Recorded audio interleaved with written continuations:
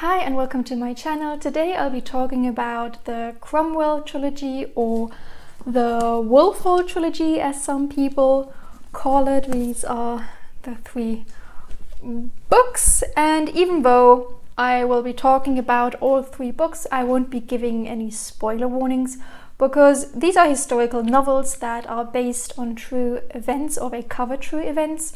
So I don't know, you'll probably know what's going on anyway, and these books are set during the Tudor era, during the reign of Henry VIII, and they cover a certain period, to be exact. The period of Henry VIII trying to get his second, third and fourth wife, because Henry was a guy who had 6 wives. He beheaded 2, divorced 2, and I think 2 died of natural causes. And he's also the founder of the Church of England, so he is quite an interesting guy to write about. And the Cromwell trilogy is told from the perspective of Thomas Cromwell, who is also quite an interesting guy because he is the son, or he was the son of a blacksmith, and in his mid to late teens he left for France and became a mercenary there, then went on to Italy to work for a banker's family, and then came back to England and became a lawyer and worked for the cardinal, and later on he went to court and rose through the ranks, even becoming a lord at some point, and was one of Henry VIII's closest advisors or confidants. And it is due to Thomas Cromwell that Henry was able to kind of form his own church and get around to wives 2, 3 and 4. And as I was saying about spoilers, I'm not going to give any spoiler warnings, and I think this is one of those series where it is better if you know more than less. So if you know a lot about the Tudor era, you are going to, I think, enjoy these books a lot more than if you go into them blind. And before you now click away or decide that these books aren't for you, I didn't know that much going in either, and Google just became my best friend, and the two of us managed to get through these books and really enjoy them a lot. And I would also say that in general I'm not a person who enjoys history, or history was one of my least favorite subjects in school, and even with that I was able to take so much with me, and it was a really fun way to learn about this period of time in English history that I had not learned that much about before. So this video is probably going to be a bit longer, with the whole trilogy covering 2,000 pages, or I think even a bit more. I'm only going to talk about a couple of points. I am still going to put in timestamps so that you can just jump to and fro if there's just certain points that interest you more than others. I already talked about the plot a bit. So we're at the court of Henry VIII, and we are witnessing him leaving his wives and getting new ones through the eyes of Thomas Cromwell. And as I said, he's a really interesting character, and what we get is a kind of political intrigue story. You get a lot of insight into the workings of a court, the problems people who had to work with Henry VIII had to face, because he was not a very consistent character and very difficult to please. So we have Cromwell, who runs to and fro and tries to kind of navigate the political sides with France and Spain and Rome, at the same time trying to keep the English kind of quiet and happy, and having to just bring everything together and being the man that was kind of ruling England instead of Henry VIII, without wanting to step on the feet of anyone else who was in power at that point. And what makes the Wolf Hall trilogy especially fun is that every character you meet, they really existed, except for the, I think, exception of 2 or 3 servants or lower level people.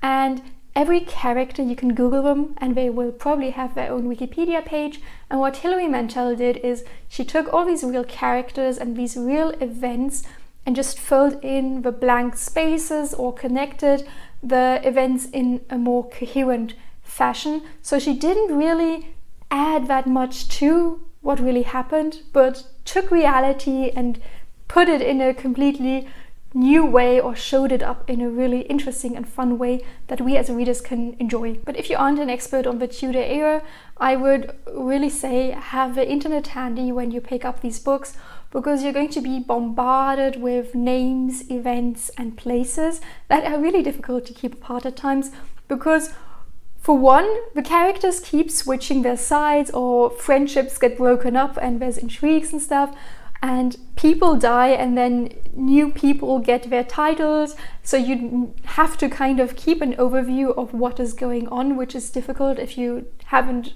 witnessed this period of time in your own classes, I guess.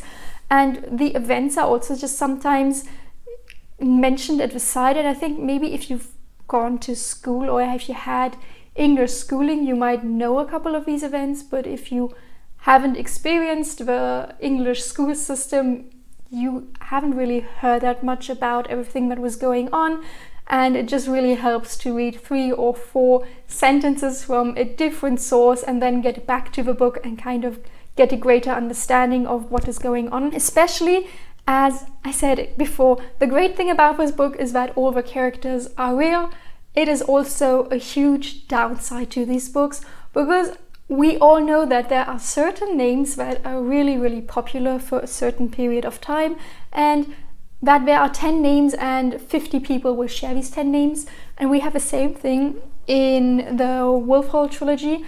Of all the characters we have in here, 10 are named Thomas, also Thomas Cromwell, and of these 10 Thomases, 6 are really, really important. So it's kind of iffy to keep the Thomases apart at times. And on top of that, many of the characters have their names, so Thomas Cromwell, and on top of that they also have their titles. I just want to name an example. The mentor of Thomas Cromwell was Thomas Wolsey, who is also called the Archbishop of York and Lord Chancellor. And when I went into this book, in the beginning I didn't kind of clock that these 3 names or titles referred to the same person, and I was getting very, very confused with all the name switches and at times couldn't place what was going on. Thankfully, there is a name list at the beginning where every character's name you will encounter is listed together with what group they belong to. So, for example, they can belong to the court or to Cromwell's household or to what we still have, clergy and Calais. So you really need this list to get through who is who, except, as I said, you are an expert. And to be honest, all these names and trying to keep them apart took from my reading enjoyment a bit, because you always have to stop, or I always had to stop. I had to mark my page, go back to the character list, try and figure out who was meant, try and remember whether that person had already switched sides multiple of times, and then continue reading, especially as I had problems distinguishing between Norfolk, Suffolk and Surrey. So those characters are completely different people with completely different agendas, but for some reason I just couldn't keep the names apart, because I don't live in England, so I don't have a geographical positions in mind. I think that might have been a huge problem. Maybe I should have also had a map of England handy while reading it, but hindsight is 2020. Even though I was pulled out of a reading experience again and again due to the characters and just having to search things on Wikipedia, the reading experience was really, really immersive. At least it was for Wolf Hall and the second book, Bring Up the Bodies. I don't think it was that immersive for The Mirror and the Light, but I'll get to that, I think, at a later point. And the reason why this book is so immersive is, for one, the atmosphere. Like, I really felt like Hilary Mantel was taking me and putting me into this time in history, and that I was able to witness everything that was going on at the English court. It felt so real. I got lost in these books and forgot everything around me, except if I had to look things up. But in general, I learned so much, and I had a really great time following Thomas Cromwell around, seeing how he spoke to different people and was just trying to keep everything together. And Thomas Cromwell's dialogue really adds a lot, because you know that he's this blacksmith's son who worked his way up, and he is so clever and witty, and his dialogue is really down to the point. And it's especially fun to see because he's interacting with all these people who were born into wealth or born into their positions and don't really appreciate an outsider coming in and telling them what to do. And he is very snarky and just has his hands in everything, and it is very, very enjoyable to see him manipulating people with his words and getting them to do what he wants them to do. Something that doesn't work as well as the atmosphere or the dialogue, and is even more difficult or worse to get into than the character lists, is the writing style. It took me about 100 to 200 pages until I was able to read in a more fluent way without having to take breaks non-stop or reread passages, because a stylistic method that Hilary Mantel chose is to always refer to Cromwell as he and never or hardly ever as Cromwell. So you have Thomas Cromwell interacting with another person, and then it says he, and you have no idea whom this he refers to. At times she does say he, Cromwell, but mostly she doesn't. And the only way to really figure out who is meant by he is by either really paying a lot of attention to every single sentence, or by having to trace back quotation marks to see who was talking at what point, to then infer who this he was referring to. And it was really hard to get into. And when I'm thinking of his writing style, I don't know whether pretentious is the correct term I'm thinking of, because yes, it made the writing seem a bit more fancy and a bit more advanced, and I have a feeling that the writing is geared towards people who read a lot or have a lot of experience reading, come from a certain academic background. So I don't think it's a very inclusive way of writing, or it kind of keeps people who don't read a lot out or keeps them away from this type of book. And I don't think the book would have actually suffered if she'd used Cromwell instead and made it more easy, or made it easier to read, and thus made it easier to read for people who maybe don't read on the regular. And yeah, as I said, don't know whether pretentious is the right choice of word here. And yeah, I personally don't think it was a good choice. I think it would have been better to make the writing more accessible.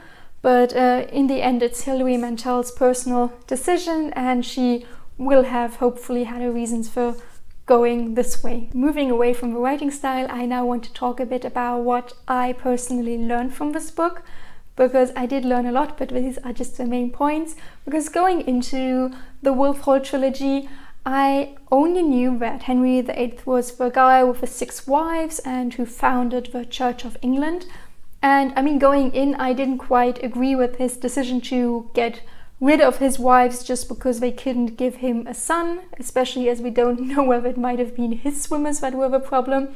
But I thought it was quite a boss move of him to just found his own church and tell Rome they can piss off, kind of, which is especially impressive in a time when most of Europe was still under Rome, except for, the German states with Luther were going a different direction. But in general, the kings stuck to the Pope. So I thought it was admirable that he was thinking of an option to get rid of his wives, which wasn't beheading. And I mean, him being able to divorce them saved 2 women's lives. But I was surprised by how long it took to separate from Rome, because I always imagined that Henry met Anne, was like, gosh, I want to marry her, and 1 year later he decided to split from Rome and he'd get married. But actually, from the point when Henry met Anne and decided he wanted to marry her to the point where he could actually divorce Catherine and then get married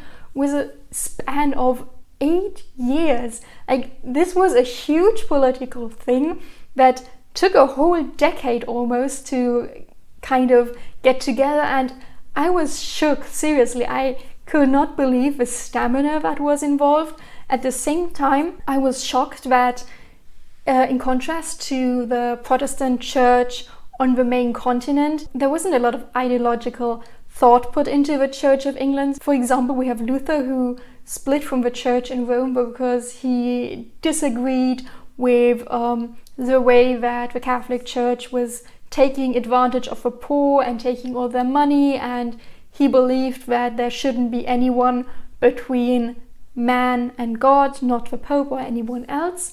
And for some reason I always thought that the Church of England was also built on this foundation, but Henry wasn't Protestant in any way. He was actually just like a normal Catholic who wanted to take the place of a Pope, so be the direct messenger to God, and he wanted his divorces, get rid of monasteries, and that was it. In the end, he was just the head of a new Catholic church, kind of, and I was actually quite disgusted by his egocentric way of thinking when he founded the new church. But I guess I shouldn't have been that surprised, seeing as he was the king and was probably used to getting what he wanted. And next to me not being that impressed with his ideologies behind founding his own church, I also thought he was a very, very weak character who obviously didn't know what he wanted from his new church, making Thomas Cromwell's life absolutely miserable. But I don't know, for some reason I thought that Henry VIII might have had some character strength or been a powerful person, not just in title but also in actions and thinking, and most definitely he was not. And another thing I was quite surprised by was I thought the English people probably couldn't care less whether the guy between them and God was a white guy in England or in Rome, but they actually minded quite a bit, and by forming the Church of England, Henry really tore apart his country just because he wanted a son, and I didn't know that up till then either. I just thought that everyone would probably have celebrated the fact that they'd have their own church, but yeah, they didn't. So that was really, really interesting to read, and I have a much bigger understanding of what would come later, because I had, for example, heard the name Bloody Mary before, but never really pieced that in together or never really knew what it was. And now, thanks to the Wolf Hall trilogy, I finally get how one thing led to another, and I'm feeling very proud of myself, and I do feel a bit more intelligent than when I started reading these books. So I mentioned before that I found books 1 and 2 a lot more immersive than book number 3, The Mirror and the Light, which personally was a huge letdown for me.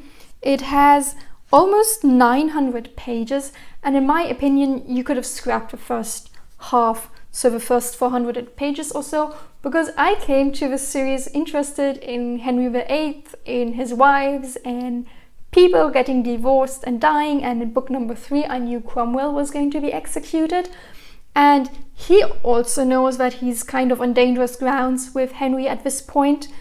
So the first half of the book, he's just reminiscing about his life, about his mistakes, about the people he met so far, and it's very, very philosophical. And if philosophical excursions are your thing and you appreciate pretty writing, you might appreciate this book. But for me personally, I was only here for the drama and I couldn't have cared less.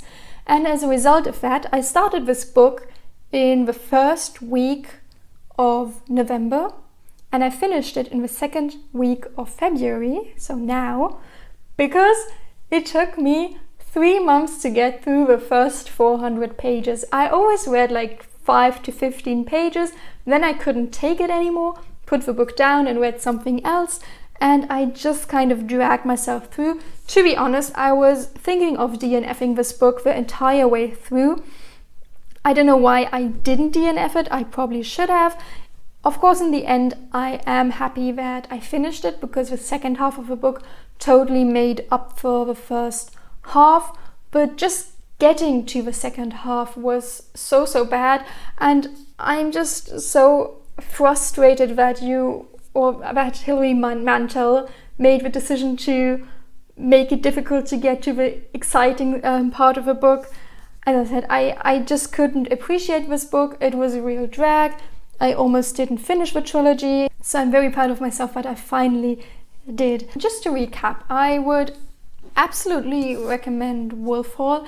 It does take a bit to get into, but once you are in the story, it's really, really fun. This book is very fast-paced, as it covers, I think, a total of 8 years, so there's a lot going on, a lot of action, a lot of intrigue, and it is just a fun, quick experience into English history.